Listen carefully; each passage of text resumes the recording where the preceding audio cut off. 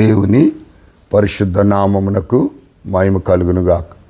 మరలా ఈ ఉదయకాలమున దేవుని యొక్క వాగ్దానమును జ్ఞాపకం చేసుకున్నట్టుకై దేవుని సన్నిధిలో కూడుకొని దేవుని స్తుతించి గణపరిచి ఆరాధించుటకు ప్రభు మనకిచ్చిన శ్రేష్టమైన సమయాన్ని బట్టి ఆయనకే ఘనత మహిమ ప్రభావములు కలుగునుగాక.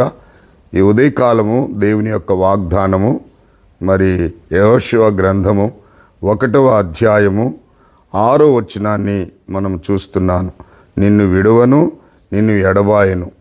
అవును ప్రియులారా, దేవుని యొక్క మాట విన్నవారిని, దేవుని కొరకు జీవించేవారిని దేవుడు విడవడు, ఎడబాయుడు అనేటువంటి మాట అది నగ్న సత్యము, అది దేవుని యొక్క వాక్యము. ఈ మాట ఎవరితో ఎవరు చెప్పారు అంటే ఈ మొదటి అధ్యాయములు గనక మనం చూసుకుంటే, యెహోవా సేవకుడైన మోషే మృతి పొందిన తర్వాత యెహోవా నూను కుమారుడైన మోషే పరిచారకుడైన యెహోషువకు ఇలాగు సెలవిచ్చెను, నా సేవకుడైన మోషే మృతి పొందెను, కాబట్టి నీవు లేచి ఈ జనులందరూ యోర్దాను నది దాటి నేను ఇశ్రాయేలుకిచ్చున్న దేశమునకు వెలుడి. నేను మోషే చెప్పినట్లు మీరు అడుగుపెట్టు ప్రతి స్థలమును మీకు ఇచ్చుచున్నాను. దేవుని నామానికి మహిమ కలుగునుగాక. మోషే తర్వాత దేవుడు యెహోషువను ఎన్నుకొని యెహోషువకు చేసిన ప్రతి వాగ్దానమును మరి నెరవేర్చినట్లుగా మనం చూస్తున్నాం. అవును, యెహోషువ మంచి యవనస్తుడు. అందుకే యెహోషువ ఒక మాట అన్నాడు ప్రజలతో, విసిగిపోయి బాధపడుతూ, మీరు ఎవరిని సేవిస్తారో సేవించుకోండి, నేను నా ఇంటి వారిని మాత్రము యెహోవాను సేవించదుమని గట్టిగా చెప్పినటువంటి వాడు యెహోషువ. నిజంగా దేవుని ఆజ్ఞలను అనుసరించి నడుచుకున్నటువంటి వాడు. అందుకే యెహోషువను గురించి దేవుడు చెప్పినటువంటి మాటలు, నిబ్బరము కలిగి ధైర్యముగా ఉండుము, వారికి ఇచ్చేదనని నేను వారి పితరులతో ప్రమాణము చేసిన ఈ దేశమును నిశ్చయముగా నీ ప్రజల స్వాధీనము చేసేదను. అయితే నీవు నిబ్బరము కలిగి జాగ్రత్త పడి బహుధైర్యముగా ఉండి నా సేవకుడైన మోషే నీకు ఆజ్ఞాపించిన ధర్మశాస్త్రం అంతటి చొప్పున చేయవలను.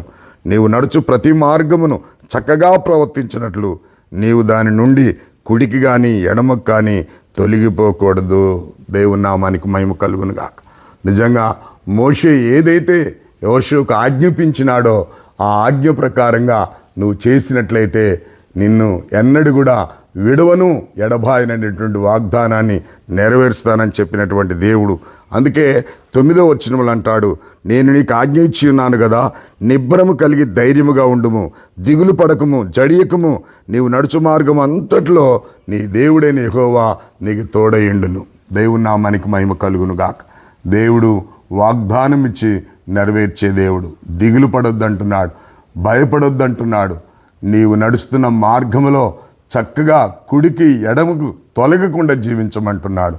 కాబట్టి ఈ ఉదయకాలమున దేవుని వాగ్దానము, ఎప్పుడైతే దేవుని వాగ్దాన ప్రకారంగా మనం జీవిస్తామో దేవుని యొక్క మాట, దేవుని వాగ్దానము మన పక్షాన నెరవేరుస్తాడు. నిన్నెన్నడూ కూడా విడవను, ఎడబాయును అని చెప్పాడు. ఎందుకు విడవడు, ఎందుకు ఎడబాయుడు అంటే దేవుని వాగ్దాన ప్రకారంగా జీవించినప్పుడు ఆ వాగ్దానాన్ని మనం స్వతంత్రించుకొని దేవుని కొరకు ప్రత్యేకించి జీవించడానికి పరిశుద్ధాత్మ దేవుడే మనకు సహాయం చేస్తాడు. కాబట్టి ఈ ఉదయకాలమున దేవుని వాగ్దానాన్ని మనం ఎత్తిపట్టి స్తుతించి గణపరిచి ఆరాధించబద్దులమై ఉంటున్నాం. కనుక వాగ్దానాలన్నీ కూడా అవునంట్లుగా దేవుని సన్నిధిలో మనకు కనబడుతున్నాయి.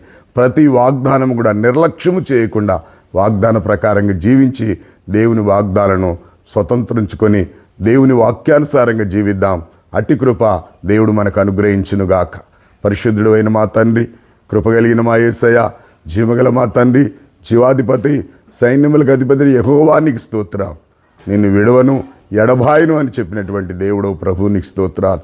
అయా, నీవు చెప్పిన రీతిగా నడుచుకున్నప్పుడు కుడికి ఎడమకు తొలగకుండా నా తండ్రి చక్కగా నాయన నీ ఆజ్ఞలలో జీవించినప్పుడు ప్రభా నాయన ఈ దేశమును స్వాధీనపరుస్తానని, అడుగుపెట్టిన ప్రతి స్థలాన్ని ఇస్తానని వాగ్దానం ఉంది.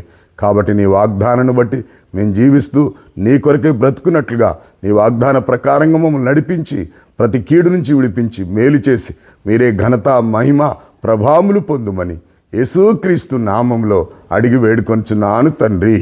ఆమేన్. దేవుని పరిశుద్ధ నామమునకు మహిమ కలుగును గాక. ఈ ఉదయకాల వాగ్దానం ఎత్తిపట్టి ఆరాధించి ఇతరులకు షేర్ చేసి వారిని మీరు దేవుని దీవెనకు పాత్రులు కమ్మని మనవి చేస్తున్నాను. God bless you all.